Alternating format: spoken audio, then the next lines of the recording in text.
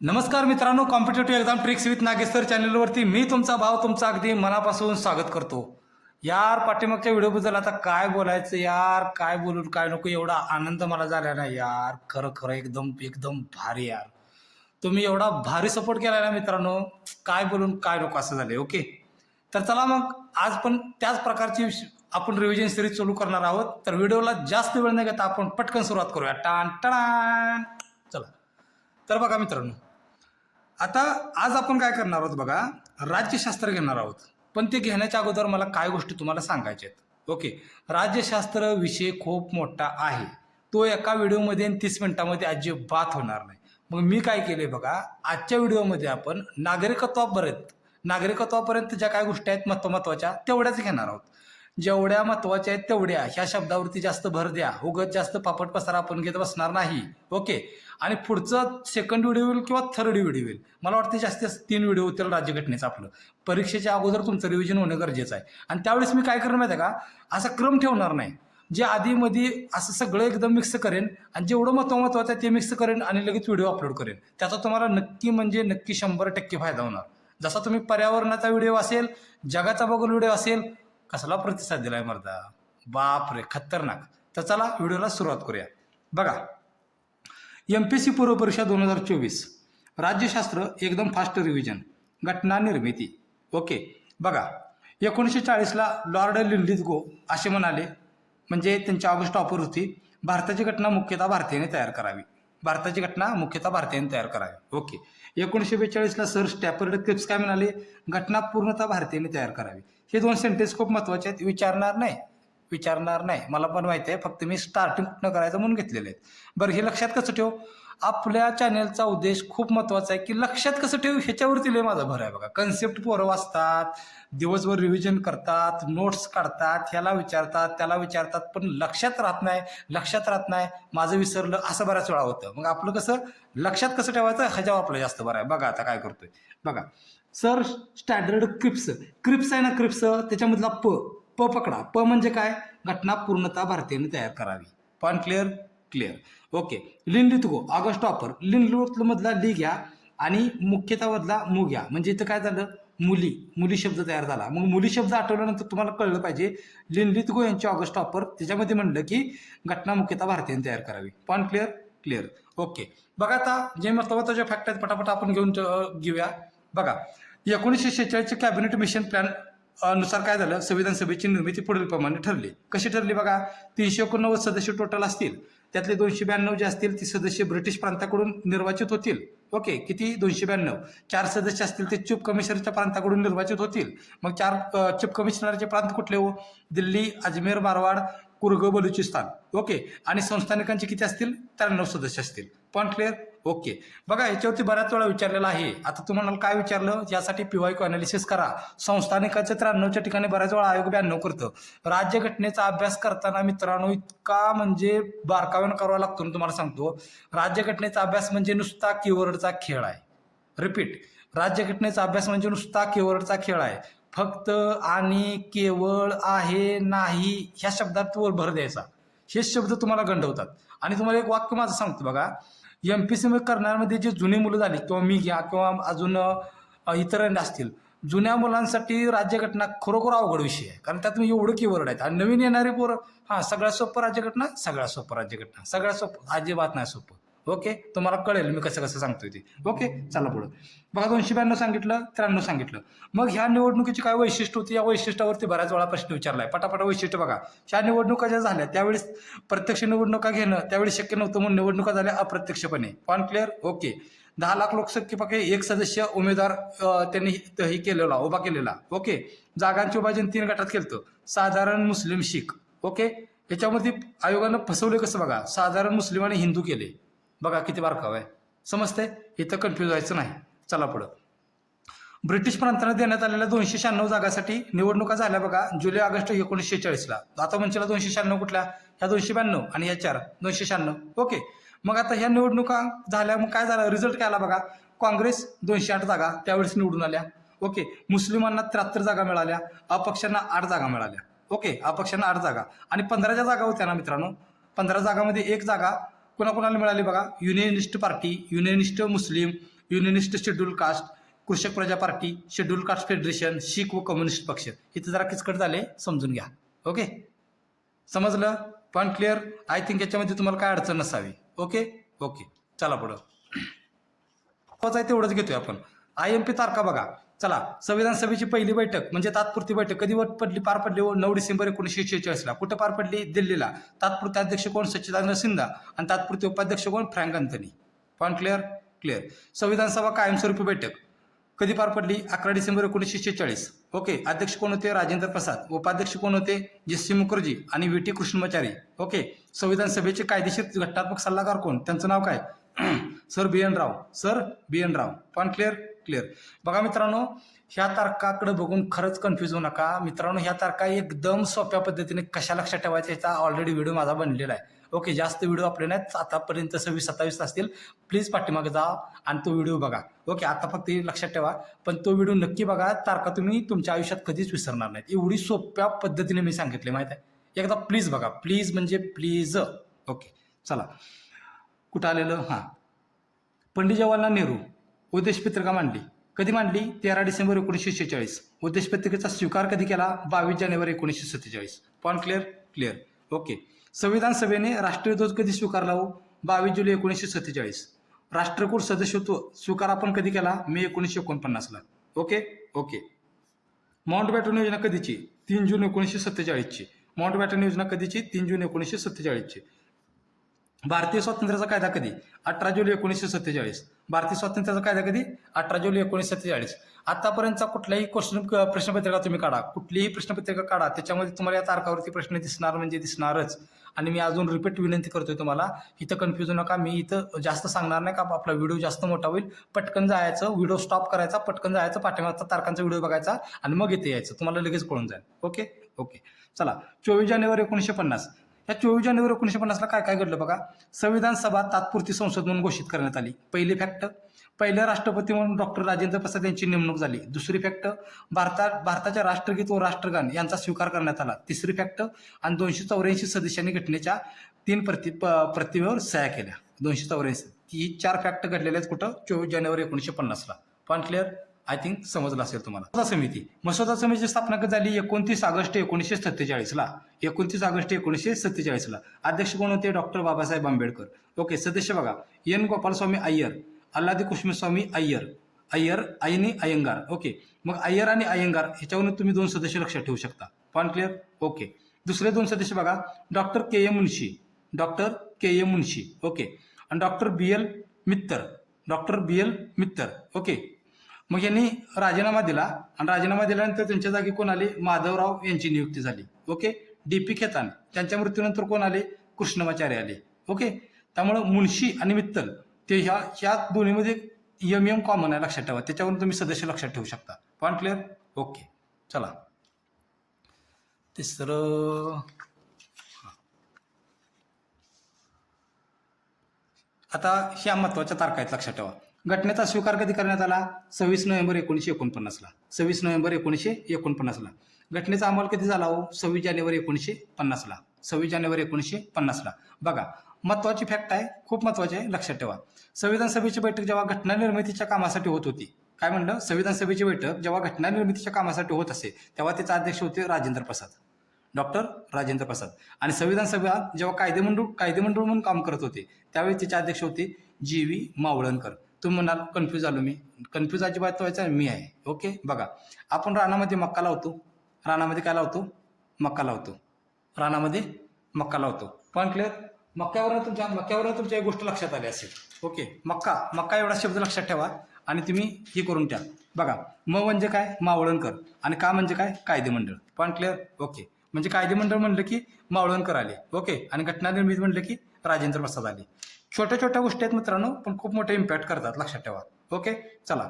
आयोगाचा आवडता प्रश्न असतो समित्यावर. आता समित्यामध्ये काय काय गोष्टी असतात महत्वाच्या, त्या लक्षात कशा ठेवायच्या आपण बघणार आहोत. ओके, बोलताना मी स्पीड एवढ्यासाठी घेतो मित्रांनो, कारण डाटा आपल्याकडे भरपूर आहे आणि व्हिडिओ मोठा झाला तर तुम्ही बघत नाही. ओके, ह्या गोष्टी मला करायच्या आहेत. ओके, त्यामुळे व्हिडिओ स्किप करता तुम्ही आणि ते आपल्याला करायचं नाही. ओके, चला. समित्या बघा. कार्यपद्धती नियम समिती. अध्यक्ष कोण? डॉक्टर राजेंद्र प्रसाद. सुकाणू समिती अध्यक्ष कोण? डॉक्टर राजेंद्र प्रसाद. स्टाफ व वित्त समिती अध्यक्ष कोण? डॉक्टर राजेंद्र प्रसाद. ध्वज समिती अध्यक्ष कोण? डॉक्टर राजेंद्र प्रसाद. या सगळ्या समित्यांचा अध्यक्ष डॉक्टर राजेंद्र प्रसाद आहेत. मग आता आपण लक्षात कसं ठेवायचं? बघा, एखादा माणूस एखाद्या गोष्टीला घाबरतो. काय म्हटलं मी? एखादा माणूस एखाद्या गोष्टीला घाबरतो. मग घाबरल्यानंतर आपण काय म्हणतो? त्या माणसानं त्या गोष्टीचा धसका घेतला. काय म्हटलं मी? त्या माणसानं त्या गोष्टीचा धसका घेतला. धसका म्हणजे भीती. बघा, पोटात गोळा येणे, धसका. मग डॉक्टर राजेंद्र प्रसाद आठवलं तर तुम्हाला धसका शब्द आठवला पाहिजे. धसका. ध म्हणजे काय? ध्वज समिती. स म्हणजे काय? सुकाणू समिती. का म्हणजे काय? कार्यपद्धती. आणि स्टाफ व वित्त हे असं लक्षात ठेवा. धसका एवढा शब्द जरी आठवला तर तुम्ही उत्तरापर्यंत पोहोचू शकता. Point clear? क्लिअर. बघा, पंडित जवाहरलाल नेहरू कोणत्या समितीचे अध्यक्ष होते हो? संघराज्य अधिकार समिती, संघराज्य घटना समिती आणि संस्थानिकांशी चर्चेसाठी समिती. इथं कन्फ्यूज होऊ नका. इथं वल्लभभाई पटेल तुम्हाला वाटू शकतात, पण अजिबात नाही. लक्षात ठेवा. ओके. संघराज्य अधिकार समिती, संघराज्य घटना समिती, संस्थानिकांशी चर्चेसाठी समिती. कोण आहेत त्याचे अध्यक्ष? पंडित जवाहरलाल नेहरू. मग हे लक्षात कसं ठेवायचं? बघा, 3 वेळा यस आहे. Yes yes yes yes. पहिलं यस संघराज्य अधिकार, दुसरी यस संघराज्य घटना, तिसरी यस संस्थानिकांशी चर्चेसाठी समिती. Point clear? क्लिअर. याच्यावरती बघा कंबाईनला 1 लाईनला क्वेश्चन आला, तुम्हाला आठवतंय का? बघा, संविधान सभेच्या कार्यावरील समिती, त्याचे अध्यक्ष कोण होते? जी.व्ही. मावळणकर. त्याचे अध्यक्ष कोण होते? G V. Mavalankar. Point clear? Clear. मूलभूत हक्क, अल्पसंख्याक, आदिवासी आणि वगळलेले क्षेत्र यावरील सल्लागार समिती अध्यक्ष कोणाच्या अध्यक्षतेखाली होते हो? वल्लभभाई पटेल यांच्या अध्यक्षतेखाली होती. पॉईंट क्लिअर का? क्लिअर. आणि जेव्हा यातले सेपरेट समिती आपण करतो, म्हणजे कसं? मूलभूत हक्क उपसमिती, मूलभूत हक्क उपसमिती जे.बी. कृपलानी, अल्पसंख्याक उपसमिती एस.सी. मुखर्जी. बऱ्याच वेळा विचारले. आता लक्षात कसं ठेवते बघा, उपकृप इथल्या इथंच करायचं. Point clear? क्लिअर. अल्पसंख्याक ख, अल्पसंख्याक मधला ख, मुखर्जी मधला ख, अल्पसंख्याक मधला ख, मुखर्जी मधला ख. क्लिअर? क्लिअर. प्रांतीय घटना समिती कोण? वल्लभभाई पटेल, सरदार वल्लभभाई पटेल. प्रांतीय घटना समिती कोणाच्या अध्यक्षतेखाली? सरदार वल्लभभाई पटेल यांच्या अध्यक्षतेखाली. नागरिकत्वावरील तदर्थ समिती कोणाच्या अध्यक्षतेखाली? एस वर्धाचार्य यांच्या अध्यक्षतेखाली. Point clear? क्लिअर. बघा, डाटा भरपूर आहे, पण परीक्षेला जेवढं पडतं, ज्यावेळेस रिपीट जेव्हा क्वेश्चन आहेत मी तेवढंच घेतोय. Point clear? ओके. चला पुढं. आता पुढं बघूया आपण. हा पण खूप महत्वाचा पॉईंट आहे मित्रांनो. खूप म्हणजे खूपच. ओके. त्यामुळे खूप म्हणजे खूपच आहे महत्वाचा. लक्षात ठेवा. ओके. तर बघा, भारताच्या घटनेची ठळक वैशिष्ट्ये. बघा, भारताच्या घटनेचा संरचनात्मक भाग कशावरून घेतलाय हो? भारतीय शासन कायदा 1935च्या कायद्यावर आधारित आहे. तात्विक भाग म्हणजे कुठला? मूलभूत हक्क आणि मार्गदर्शक तत्वे कोणाकडून घेतली? अमेरिका आणि आयर्लंडकडून घेतली. त्याला तिथे आपण आयरिश पण म्हणू शकतो. ओके. राजकीय भाग तुम्हाला माहिती आहे कोणाकडून घेतला? आपण ब्रिटनकडून घेतला. Point clear? ओके. बघा, आता इथं आपण बघणार आहे की कोणत्या देशाकडून आपण कोणती तरतूद घेतली, कोणत्या देशाच्या घटनेवरून कोणती तरतूद घेतली आपण या ठिकाणी बघणार आहोत आणि लक्षात ठेवण्याचा आपण प्रयत्न करणार आहोत. ओके. कसा? तो नीट बघा. चला. ब्रिटिश घटनेकडून आपण संसदीय शासन व्यवस्था घेतली, कॅबिनेट व्यवस्था घेतली, द्विगृही संसद घेतली, फर्स्ट पोस्ट सिस्टीम घेतली, कायदा करण्याची पद्धत घेतली, कायद्याचे राज्य घेतलं, संसदीय विशेषाधिकार घेतलं आणि एकच नागरिकत्व घेतलं. Point clear? ओके. आता लक्षात कसं ठेवायचं बघा, संसद तर सगळ्या गावाला माहिती आहे आपण ब्रिटनकडून घेतले. इथं संसद आहे, इथं संसद आहे आणि इथं संसद आहे. जिथं जिथं तुम्हाला संसद शब्द दिसेल ती तरतूद आपण ब्रिटिश घटनेकडून घेतलेली आहे. Point clear? क्लिअर का? क्लिअर. ओके. 2 नंबर बघा, कायदा करण्याची पद्धत. ओके. आणि कायद्याचे राज्य म्हणजे कायद्याच्या 2 बाबी. काय म्हटलं मी? कायद्याच्या 2 बाबी म्हणजे जिथं जिथं कायदा त्यात ब्रिटिश घटनेकडून घेतले आहेत. लक्षात ठेवा. Point clear? आणि एकच नागरिकत्व असं लक्षात ठेवा. ओके. चला. बघा मित्रांनो, जेवढं माझ्याकडं म्हणजे स्रोत आहेत त्यानुसार मी काढलेले आहेत. कदाचित प्रत्येकाचे स्रोत वेगळे असतात. काही ठिकाणी म्हणजे माझ्याकडून चूक झाली असेल एखादी. मी असं नाही म्हणत की पूर्ण अॅक्युरेटच आहे. कुठं तर प्रिंटिंग मिस्टेक असते, कुठला तर पॉईंट तिकडं झालेला असतो. तेवढा समजून घ्या. चूक निदर्शनास आली तर आठवणीने मला कमेंट बॉक्समध्ये सांगा, मी ती चूक दुरुस्त करेन. ओके. तुम्ही सांगितलं मला अजिबात राग होणार नाही, कारण तुम्ही माझी पूर्ण फॅमिली आहात. ओके. ओके. चला पुढे. USA वरून कोणत्या तरतुदी घेतल्या? मूलभूत हक्क घेतलं, उपराष्ट्रपती हे पद घेतलं, न्यायव्यवस्थेचे स्वातंत्र्य घेतलं, न्यायिक पुनर्वलोकन घेतलं, राष्ट्रपतीवरील महाभियोग पद्धत घेतली, सर्वोच्च न्यायालय व उच्च न्यायालयाच्या न्यायाधीशास पदावरून दूर करण्याची पद्धत घेतली आणि प्रस्तावनेची तरतूद घेतली. कोणाकडून? अमेरिकेकडून. ओके. कुणाकडून घेतली? अमेरिकेकडून घेतली. लक्षात कसं ठेवते बघा, हे खालचं पण घेतो म्हणजे तुमच्या लक्षात हे पण राहील. कसं लागते बघा आता तुम्ही. बघा, आयरिश घटना, राज्य धोरणाची मार्गदर्शक तत्वे आयर्लंडकडून घेतली, राष्ट्रपतीची निवडणूक पद्धत आयर्लंडकडून घेतली, आणि राज्यसभेवर काही सदस्याचे नामनिर्देशन. काय म्हटलं? राज्यसभेवर काही सदस्याचे नामनिर्देशन कुणाकडून घेतलं आपण? आयर्लंडकडून घेतलं. आता इथं बारकावा लक्षात ठेवा, राष्ट्रपतीची निवडणूक आयर्लंड घटना आणि राष्ट्रपतींना काढून टाकणे अमेरिका. किती बारकावा आहे बघा, किती बारकावा आहे. म्हणजे राष्ट्रपती निवडून आम्ही आणतो, म्हणजे आम्ही आणतो, लक्षात ठेवा. म्हणजे आयर्लंड, ओके, आणि राष्ट्रपतींना काढून अमेरिका टाकतो, असं लक्षात ठेवायचं. Point clear? ओके. इथं कायद्याच्या 2 बाबी ब्रिटिश घटना आणि इथं न्यायाच्या 2 बाबी, न्यायाच्या 2 बाबी अमेरिका. न्यायव्यवस्थेचे स्वातंत्र्य, न्यायिक पुनरावलोकन. तुम्ही एवढंच लक्षात ठेवू शकता. कायद्याच्या 2 बाबी म्हटलं की ब्रिटिश आणि न्यायाच्या 2 बाजू म्हटलं की अमेरिका. Point clear? क्लिअर. चला पुढून. दक्षिण आफ्रिका, घटना दुरुस्ती पद्धत आणि राज्यसभेच्या सदस्याची निवडणूक. इथं बारकावा बघा, ह्या दोन्हीत बारकावा काय आहे?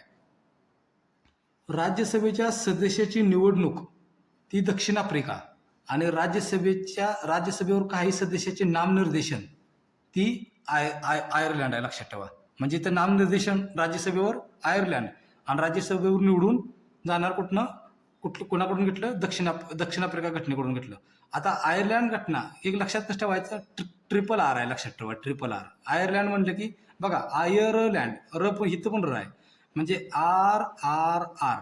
पहिलं आर म्हणजे राज्याची मार्गदर्शक तत्वे, दुसरा आर म्हणजे राष्ट्रपती निवडणूक पद्धत, तिसरा आर म्हणजे राज्यसभेवर काही सदस्याचे नामनिर्देशन. अशी ट्रिक करा, तुम्हाला अजिबात दगा देणार नाही. Point clear? Clear. Okay. 4 number point झालेला आहे. 35 नंबर बघा, सॉरी 1935चा कायदा बघा. ओके. संघराज्य योजना घेतली, न्याय व्यवस्था घेतली, लोकसेवा आयोग घेतला, आणीबाणीची तरतूद घेतली आणि राज्यपालाचे पद घेतलं. लक्षात ठेवा. राज्यपालाचे पद घेतलं आणि प्रशासकीय तपशील घेतला. प्रशासकीय काय घेतला? तपशील घेतला. Point clear? क्लिअर. बघा, कॅनडाची पण लागलीच बघूया, म्हणजे आपल्याला दोन्ही त्यात तुलना करता येईल. बघा, कॅनडा बघा, प्रभावी केंद्र असलेले संघराज्य, शेषाधिकार केंद्राकडे, राज्यपालाची नेमणूक आणि सर्वोच्च न्यायालयाचे सल्लागार अधिकार क्षेत्र. बघा, राज्यपालाची नेमणूक म्हणलं तर कॅनडा आहे, लक्षात ठेवा. आणि राज्यपालाचे पद म्हणलं तर 1935चा कायदा. ह्याच्यावरती बऱ्याच वेळा प्रश्न विचारलेला आहे, लक्षात ठेवायचं. सर्वोच्च न्यायालयाचे सल्लागार अधिकार क्षेत्र म्हणलं तर कॅनडा आहे, ओके. आणि सर्वोच्च न्यायालय व उच्च न्यायालयाच्या न्यायाधीशाला पदावरून दूर करणं म्हणजे इथं USA. असं कंपॅरिझन करायचं. Point clear? ओके. चला, कुठं आलतो आपण? कॅनडापर्यंत आलतो. ऑस्ट्रेलियाचं तुम्हाला माहितीच आहे.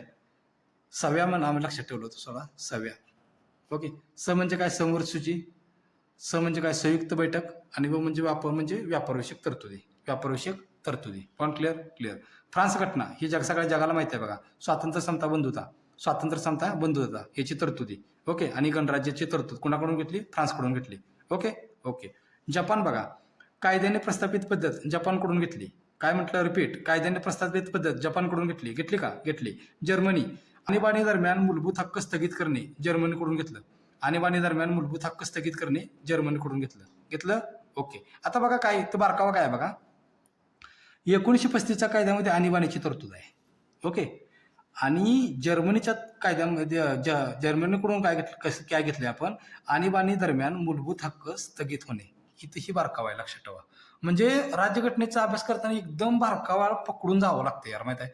तुमची सगळी logic, trick and batch and बेच ही राज्यघटनेला अजिबात लागत नाही, लक्षात ठेवा. ज्याने लावली त्यांचं अवघड झालं. त्यामुळे राज्यघटनेला कन्सेप्ट तर क्लिअर पाहिजे आणि तुमचा एकदम कॉन्शियसनेस, एकदम तुमचं कॉन्सन्ट्रेशन एकदम हार्ड पाहिजे, लक्षात ठेवा मित्रांनो. कॉन्सन्ट्रेशन एकदम हार्ड पाहिजे. Point clear? ओके. रशियाकडून काय घेतलं बघा, मूलभूत कर्तव्ये, प्रास्ताविकेतील सामाजिक, आर्थिक व राजकीय न्यायाचा आदर्श. प्रास्ताविकेतील सामाजिक, राजकीय व आर्थिक न्यायाचा आदर्श, ओके. थांबा जरा, मला श्वास घेऊ द्या मित्रांनो. ओके. स्पीड यासाठी घेतोय कारण आपला डाटा जास्त आहे, लक्षात ठेवा. आणि व्हिडिओ अजिबात स्किप करायचं नाही, पूर्ण बघायचं. इथेच रिव्हिजन करायची. आलं लक्षात? आलं. चला पुढं. वन लाईनर फॅक्ट बघा. ताटर घटना कुठल्या कुठल्या देशाचे आहे? USA, स्वित्झर्लंड आणि ऑस्ट्रेलियाचे आहे. USA, स्वित्झर्लंड आणि ऑस्ट्रेलियाचे आहे. Point clear? ओके. लवची घटना कोणत्या देशाची आहे? ब्रिटनची घटना आहे, लक्षात ठेवा. आणि भारताची घटना कशी आहे? अधिक लवचिक व कमी ताठर आहे. अधिक लवचिक व कमी ताठर. बस कंप्लीट. एवढंच लक्षात ठेवा. एवढीच फॅक्ट परीक्षेसाठी खूप महत्त्वाची आहे, लक्षात ठेवा. Point clear? क्लिअर. पुढचा कोणता आहे? प्रस्तावना. बघा, प्रस्तावनेमधलं महत्त्वाच्या गोष्टी मी परीक्षेला जेवढ्या विचारतील मी तेवढ्याच घेणार आहे. प्रस्तावनेतील खटल्याचा सुद्धा मी एक व्हिडिओ बनवलेला आहे मित्रांनो. प्लीज पाठीमागे जाऊन बघा, प्लीज पाठीमागे जाऊन बघा, प्लीज पाठीमागे जाऊन बघा. त्याच्यामध्ये ती लक्षात कसं ठेवायचं एकदम सोपी ट्रिक सांगितलेली आहे मित्रांनो, तुमची कधीच विसरणार नाही ती. त्यामुळे प्लीज प्लीज प्लीज पाठीमागे जाऊन बघा. ओके, चला प्रस्तावना बघा. प्रस्तावना आपण घेतली अमेरिकेकडून. Okay okay. 42वी घटना दुरुस्तीने प्रस्तावनेत कुठले शब्द टाकले? समाजवादी, धर्मनिरपेक्ष, एकात्मता. ओके, एवढे. यात काय आता यात ट्रिक करत बसू नका, नाही तर उठलं सगळ्याला ट्रिक करत बसशीला आणि परीक्षेत गेल्यावर ह्याचं काय त्याचं काय, ह्याचं काय त्याचं काय, ह्याचं काय त्याचं काय, असं कन्फ्युज होऊन बसशीला. ओके, ट्रिक कुठं करायची? जो अवघड डाटा लक्षात ठेवायला आहे त्याची ट्रिक करायची, उगाच सगळ्याच करत बसायचं नाही. पण क्लिअर? क्लिअर. बघा, प्रास्ताविका घटनेचा भाग आहे का नाही, ह्यासाठी 3 खटले होते. कुठले कुठले खटले? बेरोबार युनियन खटला 1960चा. ओके, तो ते काय म्हणाले? प्रास्ताविका घटनेचा भाग नाही. केशवानंद भारती खटला 1973चा. ते काय म्हणाले? प्रास्ताविका घटनेचा महत्त्वाचा भाग आहे. LIC ऑफ इंडिया केस 1995ची. ते काय म्हणाले? प्रास्ताविका घटनेचा अत्यंत अविभाज्य भाग आहे. प्रश्न याच्यावरतीच असतो. रिपीट, प्रश्न याच्यावरतीच असतो. कोण म्हणाली, काय म्हणाली, कोण म्हणाली, काय म्हणाली, कोण म्हणाली, काय म्हणाली. ओके, मग हे कसं लक्षात ठेवू? जावा पाठीमागं, व्हिडिओ बघा आणि या पाठीमागं पुन्हा इथं. चला, या प्रास्ताविकेमध्ये एक शब्द होता मित्रांनो, त्या शब्दावरती पण बऱ्याच वेळा प्रश्न विचारला, त्यामुळे मी तेवढा शब्द घेतला, व डिगवर पसारा करत बसलो नाही. ओके, सार्वभौमत्व. सार्वभौमत्व म्हणजे काय हो? तर आपल्यावर कुठल्या बाह्य शक्तीचा प्रभाव नसणं. आपण आपले डिसिजन स्वतः घेणे, ह्याला म्हणायचं सार्वभौमत्व. मग तुम्ही काय लक्षात ठेवा. बघा, सार्वभौमत्वामध्ये काय काय येतो? आपला प्रदेश म्हणजे परकीय प्रदेश मिळवण्याचा व स्वतःचा प्रदेश दुसऱ्याला भाल करण्याचा पण समावेश सार्वभौमत्वामध्ये होतो. ही एक सेंटेन्स आयोगाला खूप आवडते, लक्षात ठेवा. आयोग कसं विचारतं? राष्ट्रकुलाचे सदस्य आपण स्वीकारलं म्हणजे आपण सार्वभौमत्व घाण ठेवलं, असा अर्थ होतो का? नाही होत, अजिबात होत नाही, लक्षात ठेवा. कारण राष्ट्रकुलाचं सदस्य जरी स्वीकारलं असलं तरी आपल्या सार्वभौमत्वाचा लोप अजिबात होत नाही. हे सेंटेन्स खूप महत्त्वाचं आहे. Okay okay. धर्मनिरपेक्षमध्ये पण आयोग भरपूर वेळा कन्फ्यूज केलेला आहे. ओके, बऱ्याच वेळा रिपीटेड क्वेश्चन आहेत, त्यासाठी PYQ करा, 21,000 करा. ओके, चला. धर्मनिरपेक्ष. भारतीय राज्य धार्मिक नाही, अधर्मी नाही, धर्मविरोधी नाही, म्हणजेच भारतात कोणताही राज्यधर्म नसेल. म्हणजे ह्याचं लक्षात ठेवायची ट्रिक काय माहिती का? ह्याची लक्षात ठेवायची सगळीकडे नाहीच आहे. ओके, ज्याला कन्सेप्ट क्लिअर केला त्याला ट्रिकची गरज नाही बरं का, नाही उगाच ह्याला पण ट्रिक करत बसू नका. पण लक्षात ठेवायसाठी सांगितलं नाही, सगळीकडेच नाहीच आहे. भारतीय राज्य धार्मिक नाही, भारतीय राज्य अधर्मी नाही, भारतीय राज्य धर्मविरोधी नाही, भारताचा कोणताही राज्यधर्म नसेल, असं लक्षात जरी ठेवलं तरी तुम्हाला उत्तरापर्यंत तुम्ही पोहोचू शकाल. पण क्लिअर? क्लिअर.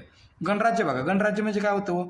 गणराज्य पद्धतीत राष्ट्रप्रमुख असतो, तो लोकांद्वारे प्रत्यक्ष किंवा अप्रत्यक्ष निवडून दिले जातात. हे वाक्य घेण्या पाठीमागचं कारण काय तुम्हाला सांगतो.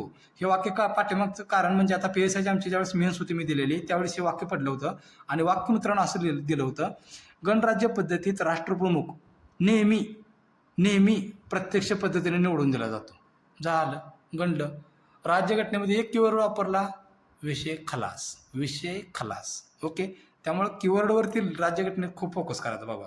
ओके, प्रस्तावनेमध्ये बघा बऱ्याच वेळा क्रम, तुम्ही म्हणाल की ते क्रम का घेतला नाही, प्रस्ताविकेचे उद्देश का घेतले नाहीत, प्रस्ताविकेची आकांक्षा का घेतल्या नाहीत, प्रस्ताविकेचं म्हणजे आदर्श का घेतले नाहीत, मी सांगतो तुम्हाला. ते सगळं मेन्सला असते.